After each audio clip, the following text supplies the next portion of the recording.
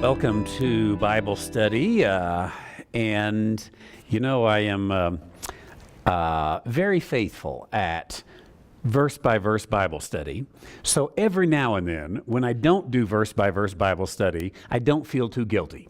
And this morning, I'm not going to do a verse-by-verse Bible study. I'm going to do a pastoral talk. How's that for our Bible study class here?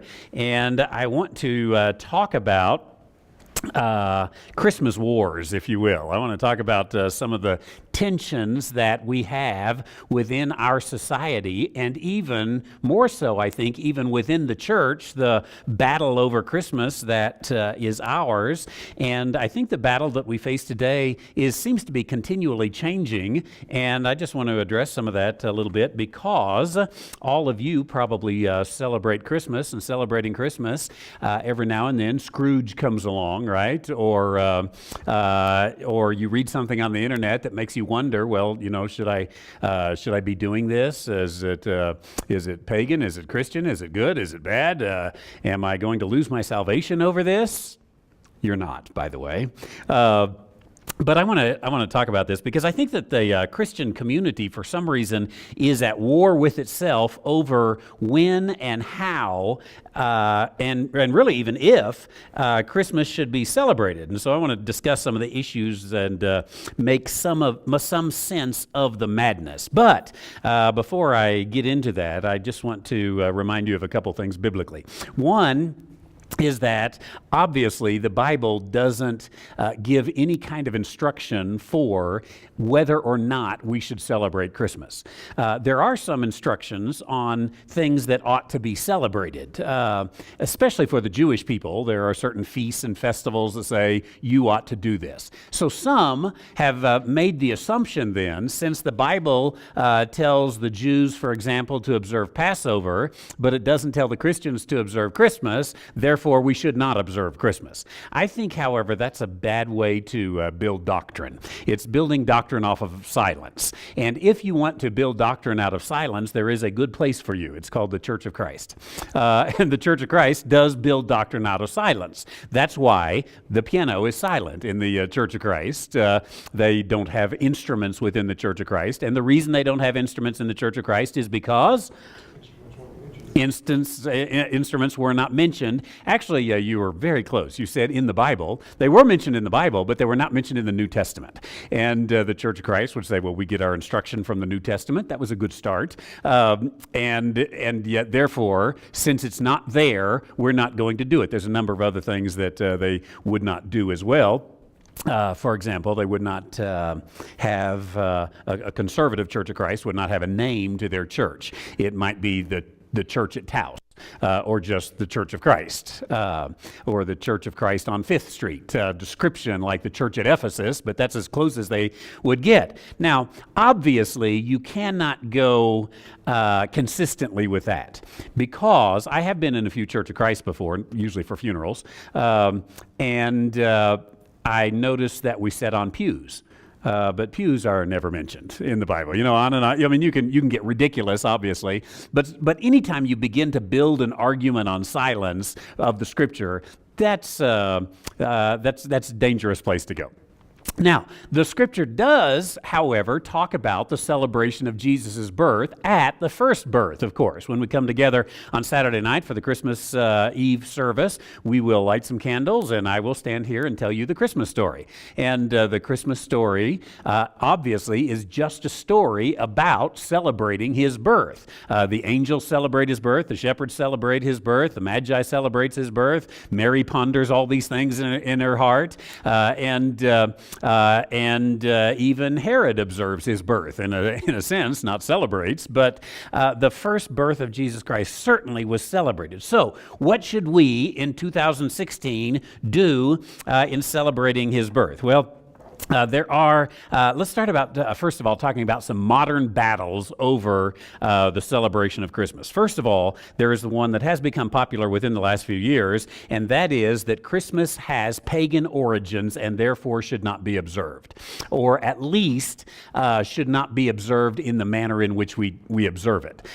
They would say, for example, those who buy into this argument would say we should not have Christmas lights, we should not have Christmas trees. You can tell that I didn't buy into this argument. We shouldn't have Christmas decorations. Some would say we shouldn't have Christmas gifts to one another, at least. Maybe we give a gift to the Lord of some sort. And they would root all of these to paganism. Now, I think let's try to dig fact from fiction here. There is some paganism that is involved in the secular experience or observation or version of Christmas. However, I think that the paganism that is involved in the secular observance of Christmas is probably much less verifiable than we think. You probably have gotten the email from someone who says you shouldn't put up a Christmas tree because a Christmas tree is pagan. And we know this because here's an article on the internet that says it's pagan. And for some reason, we as Christians are kind of gullible, aren't we? And we buy these things and we swallow it because, I'll give the benefit of the doubt, we want to be righteous, we want to be pure, especially in our worship of Jesus Christ and our celebration of his birth. And so if these things are pagan, we don't want to have anything to do with them. There are some things that are, I think, probably pagan about the observance of Christmas. Some paganism involved in it. For example, the 8 reindeer and their North Pole home. That might be pagan. I'm going to give a huge might be on there. In fact, the only thing verifiable is it's secular. I know it's secular. It might be pagan. And here's the closest connection that we can make. But does anyone know when reindeer came into the Christmas celebration? You got it. The poem Night Before Christmas, 1823. That poem was written. And maybe there was a knowledge of reindeer and Santa Claus before 1823, but that's the first time we have it in print that we know about. And that's also the first time they get names, by the way, on Donner, on Blitzen, on Comet and Vixen, however the rest of them are. We didn't get Rudolph, by the way, until the year was not 62. You're very close. You're all very close, but it was 1949. Rudolph the Red-Nosed Reindeer was written as a song, and so Rudolph adds to those others. But before the 1800s, there's really no mention of Santa's reindeer. So where do these come from? Well, you know, a lot of our Christmas traditions come from Germany, Scandinavia, Norway, that area, and there is a Nordic myth of a Norse god. I've forgotten his name, Odin, I believe it is, who comes from the North Pole, and he comes on a flying chariot, I believe it is, and his flying chariot is actually pulled by 2 flying goats. Now, if you can make the connection from a Nordic god coming from the North Pole whose flying chariot is pulled by 2 flying goats to these reindeer, then, okay, Rudolph the Red-Nosed Reindeer and Donner and Blitzen and all that are pagan.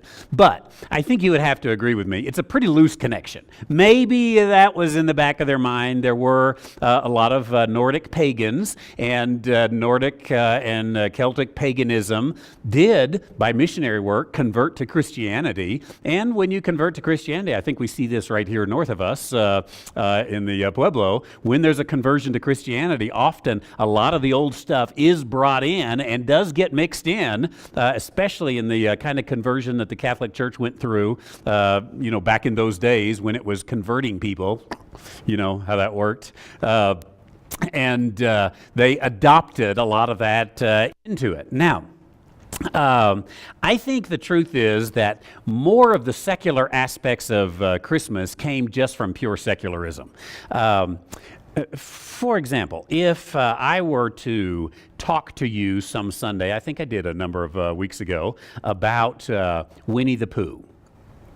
Winnie the Pooh and Tigger too, right? And I think in our sermon I talked about Eeyore, right? Isn't he the donkey in Winnie the Pooh?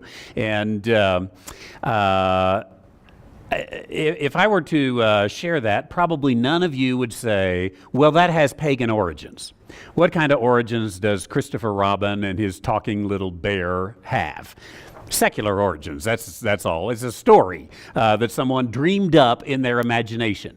Is there any connection to paganism? Probably. If you search through mythology and all that, you could find something to say, well, Winnie the Pooh was pagan. But it's basically just it is, what am I trying to say? It is secularism. Frosty the Snowman, for example. Frosty the Snowman is probably, my hunch is, it's just a secular story. Now, are secular stories inherently bad? I don't think so. They're just secular stories. Secular as opposed to sacred. We could get in such a frame of mind that we only talk about the sacred. I don't even think we could build that as from an example of Christ, because Christ, when he was trying to teach things, he gave these secular parables, didn't he? About a man who had a field and he sold everything in order to buy the treasure in the field. That's all secular, and yet he made it sacred. And I don't think, in fact, let me back up a little further. I think we live in a world that is completely created by God. And yet, not everything in our world has to do with our relationship to Him. So, no need to make a demon out of secularism. I am glad that it wasn't going when I was raising children, but now they have this elf on a shelf thing. You know, have you all seen Elf on a Shelf? Or the Hidden Elf, what is it? Elf on a Shelf, it is. It's this, you remember that your grandmother had a very ugly elf. No. She didn't. My grandmother did. Here's how I think this happened. Everybody's grandmother had an ugly elf, and they didn't know what to do with it. They didn't want to throw it away, so they made this game where they hide the elf every day through December, and the kids find the elf, and they get a little tiny little gift to go with it. Now, all of that really is relatively new. If you're a parent of 30 years old, you know Elf on a Shelf now, and everybody goes and they buy this little elf that looks like it came from the 1930s, because that's somewhere how all this came about. Now, is it pagan? You know, elves aren't really Christian, are they? But by and large, I just think it's secular. What I'm trying to do is to say, let's not be so afraid that secularism is going to destroy us. There is secularism, and I think that probably Elf on the Shelf is no more pagan than Snow White and the Seven Dwarfs. And we're not scared of Snow White and the Seven Dwarfs, most of us anyway. But we seem to get scared of all these Christian things. And it seems like any association with paganism and these observances of Christmas is very, very, very loosely tied to some kind of connection and really has no historical accuracy. So, I guess my whole point is, when you get worried about paganism in Christmas, just take a little deep breath, and it's going to be okay. One of the things that, can I say encouraged me? I think so. Encouraged me is that I mentioned this a few Wednesday nights ago, I think.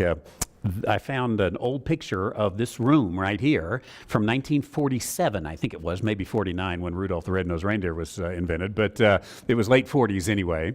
And it was probably a Christmas service or a Christmas Eve service. The house was full, I know that, had benches, and everything looked very much the same, except we've changed the light fixtures.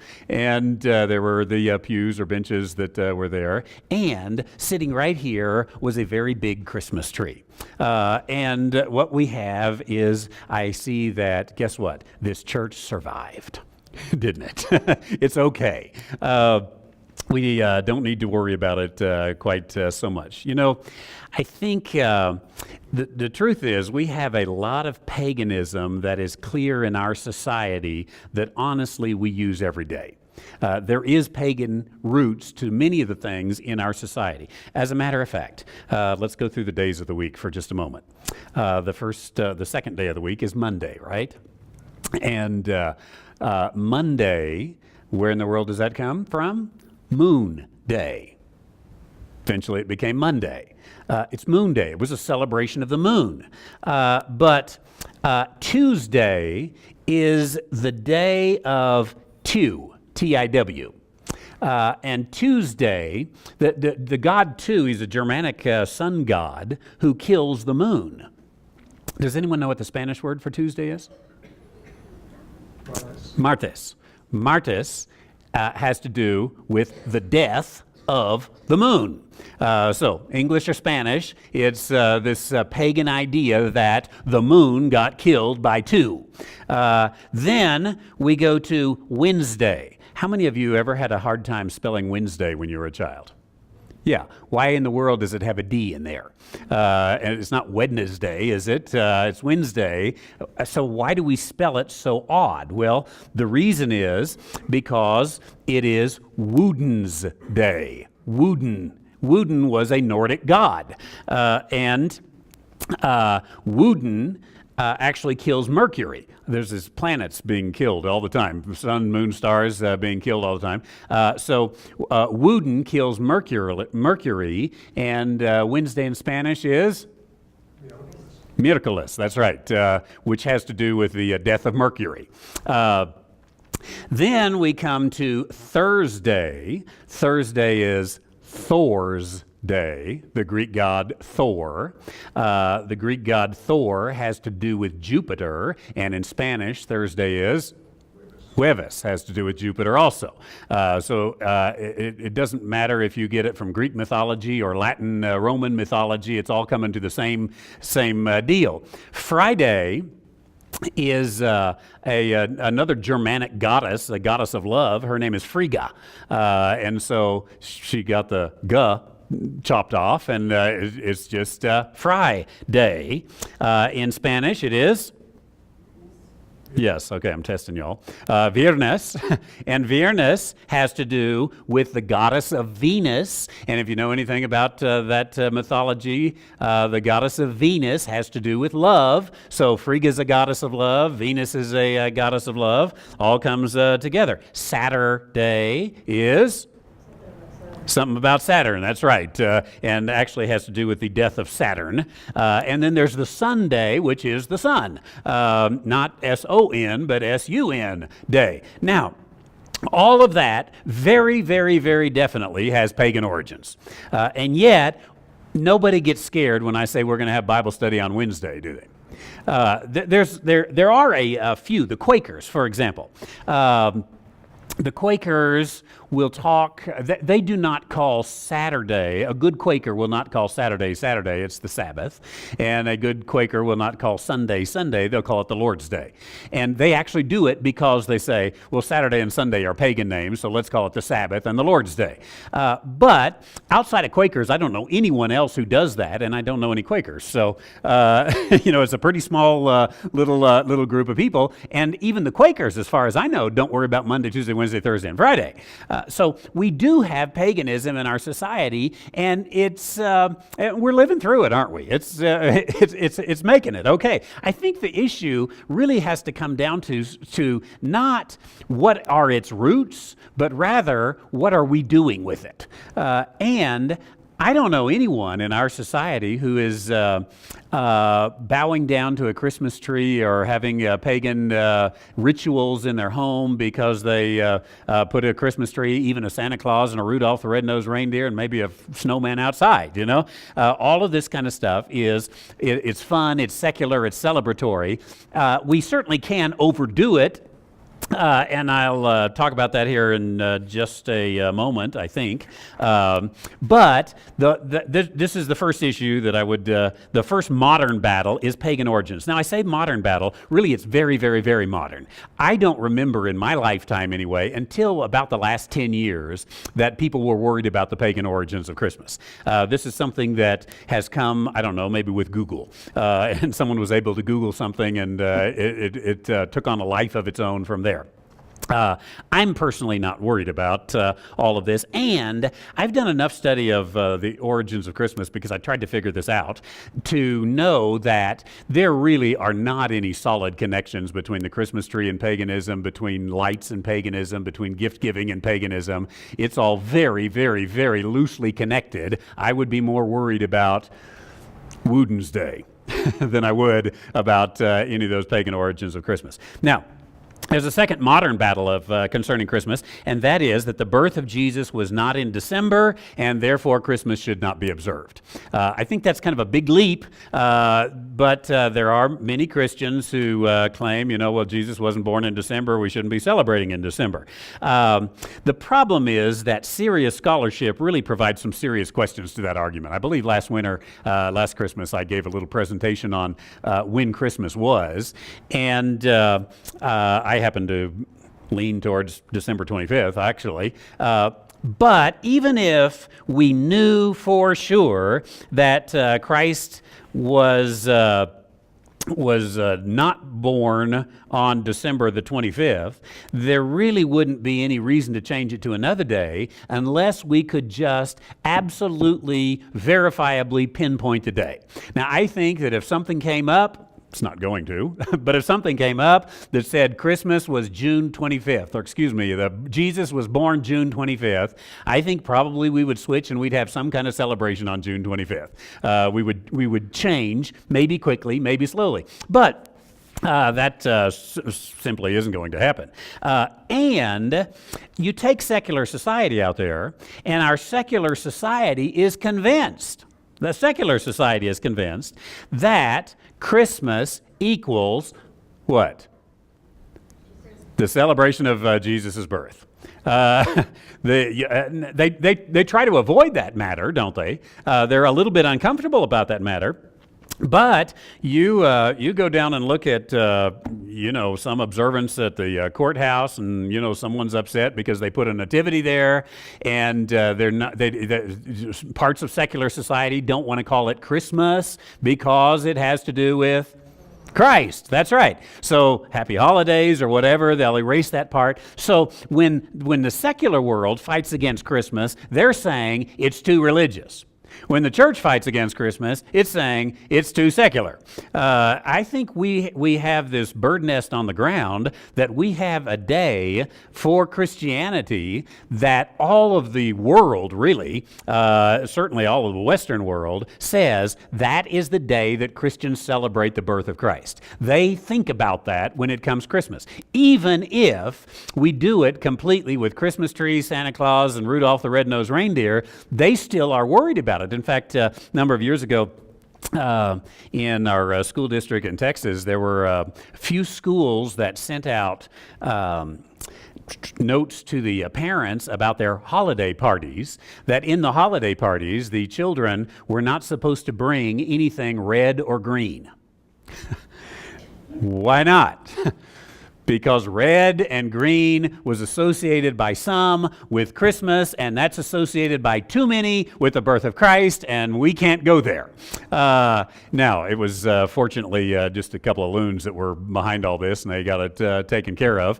But that's just to show you that the observance of Christmas, even just red and green, is considered too religious. That has too many religious connotations. So I think we ought to just celebrate that our world understands that there is a day in which God became flesh and dwelt among us. That's what I'm going to preach about in the sermon, is the incarnation. I knew I'd get the word there in a moment. Now, there's another modern argument, and that is Christmas has secular elements and therefore should not be observed with any form of secularism. I've sort of run into this already, but Christmas certainly does have secular elements, doesn't it?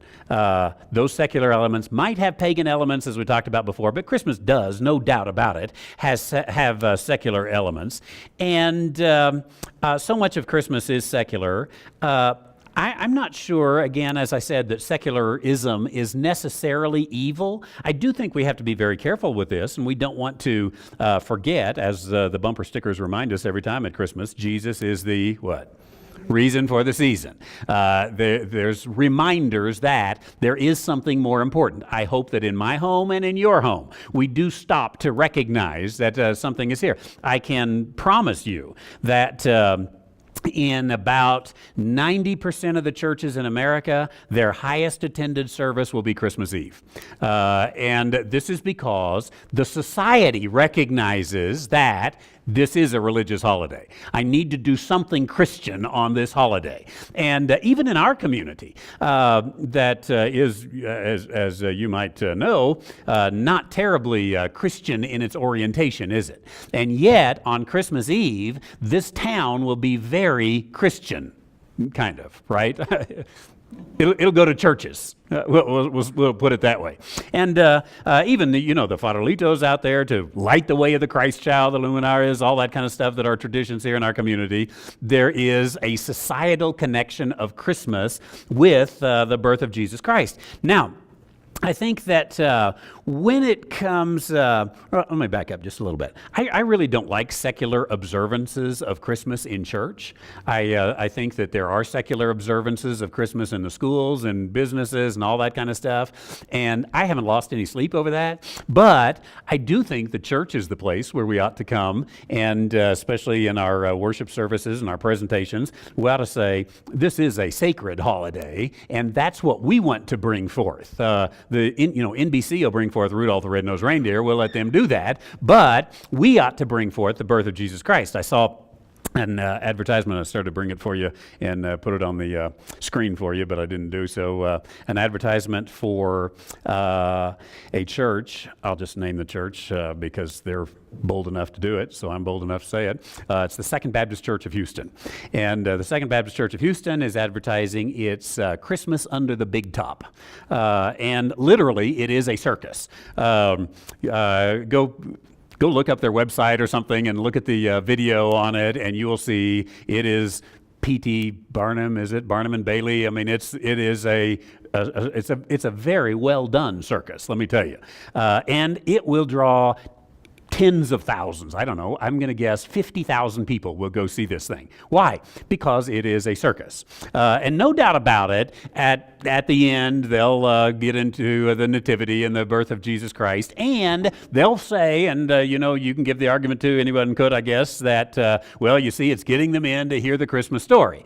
And there is that argument to be made. But I think that if you dropped the circus aspect of it, they might only have 10,000 people instead of 50,000 people that come to it. There's something about the secularism that draws the crowd. I think we have to be very careful about that.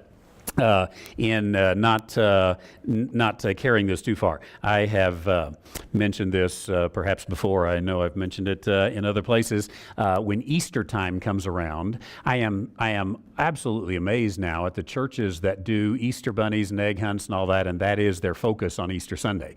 And when I was living in Texas in the suburbs, this is what happens starting about a month before Easter, you start getting postcards from churches because churches know people will come to church on Easter if they might not come any other Sunday. So they'll send out postcards, and I promise you in the suburbs, if you live in a rich white suburb, then you'll get a dozen cards or more. If you're in a poor neighborhood, probably not so much. But yes, I am giving subtle messages there.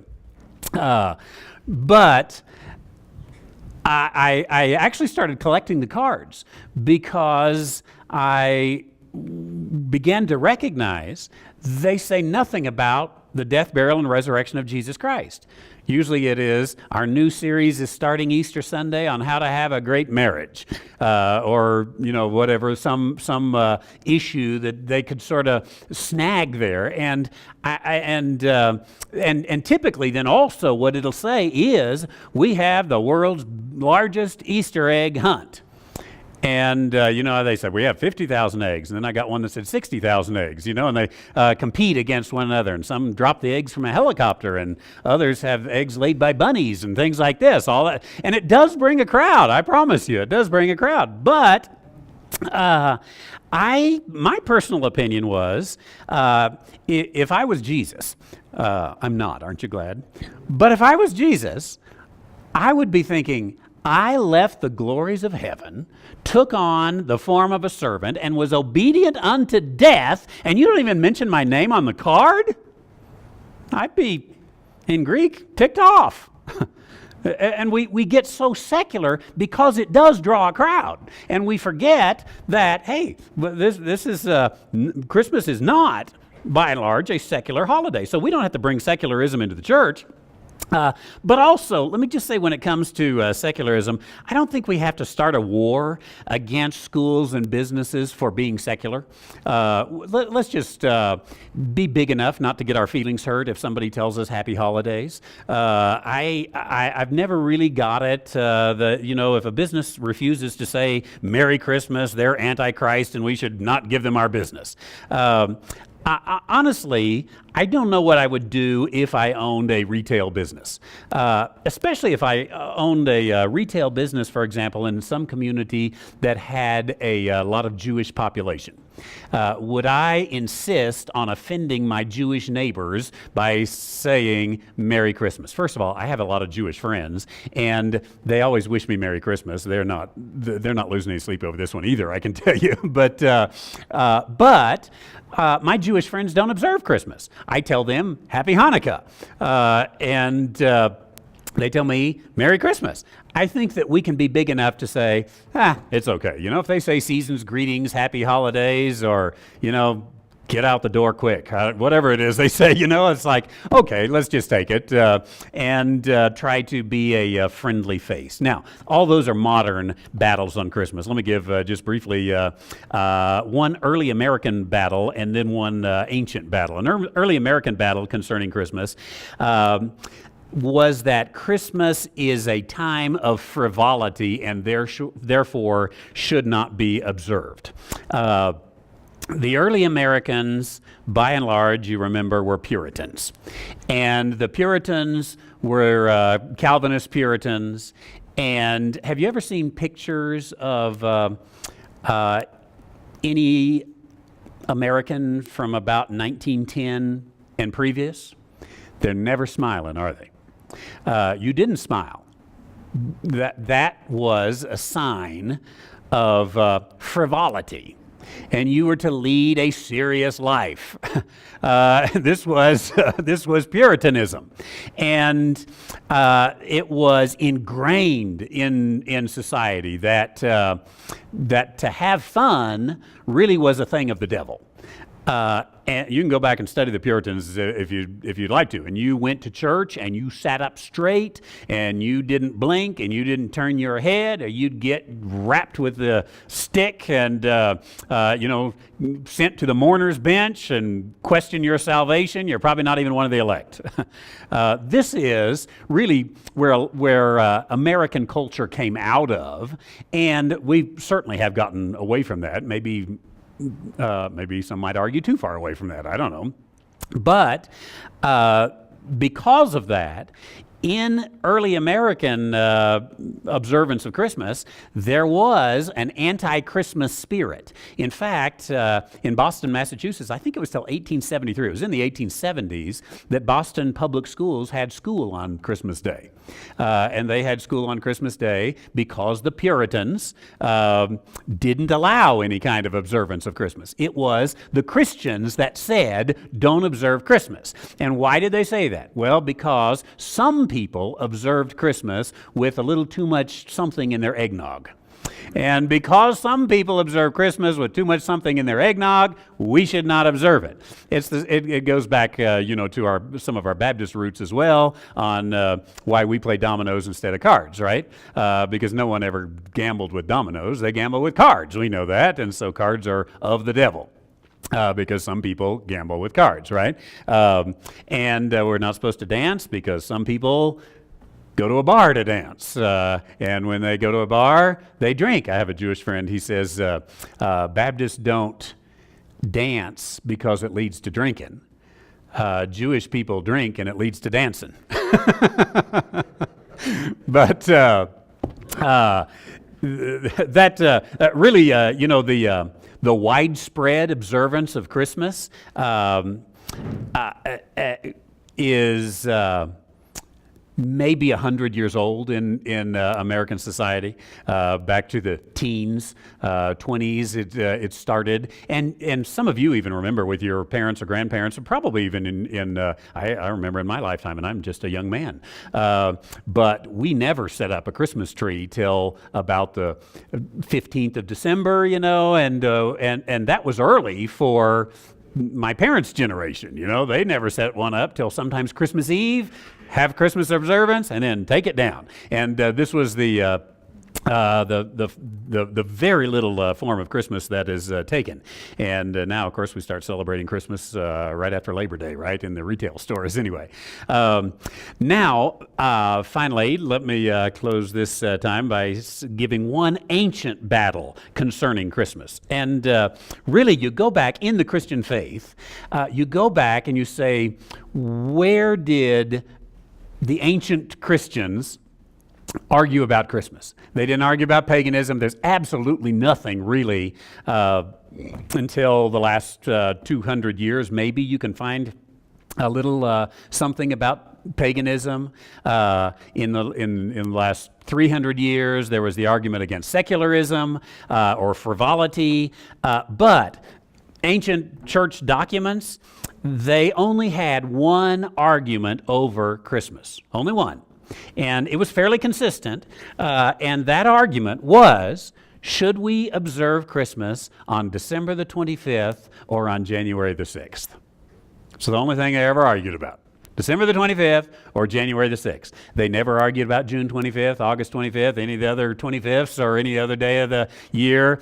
Only 2 days, and they argued quite strongly over it. In fact, the argument goes on today. In Eastern Orthodox churches, they observe Christmas on January the 6th. I was just this week in the Church of the Holy Nativity in Bethlehem, and the guide there was telling us on that they have, I can't remember how many Christmas masses there at the Church of the Holy Nativity, because it is co-owned by about 8 different belief groups, Christian belief groups, and he said they start December 24th and they go all the way through January. I think for them it was January the 12th or 13th to spread them out a little bit. But the 2 big days, December 25th or January 6th. Now, you ever heard the song, "On the first day of Christmas, my true love gave to me"?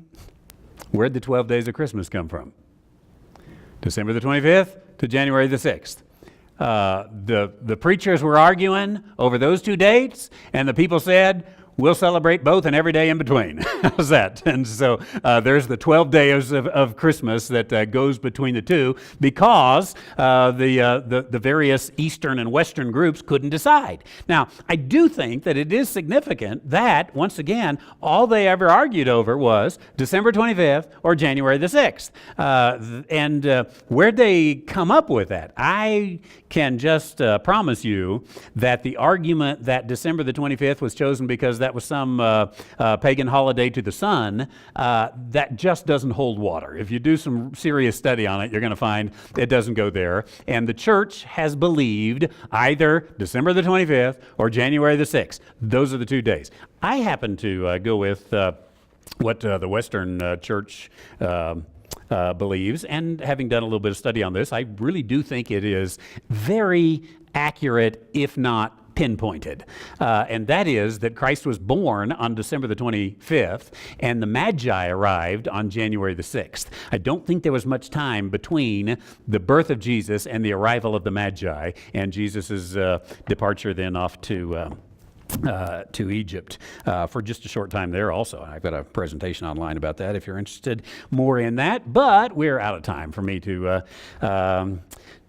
give you more of my totally made up opinions on the observance of Christmas. We'll have a biblical sermon when we come to our service here in just a moment. Let me lead us in a word of prayer, and you can get you a cup of coffee or hot cider and a dipped pretzel and enjoy a little fellowship before our service begins.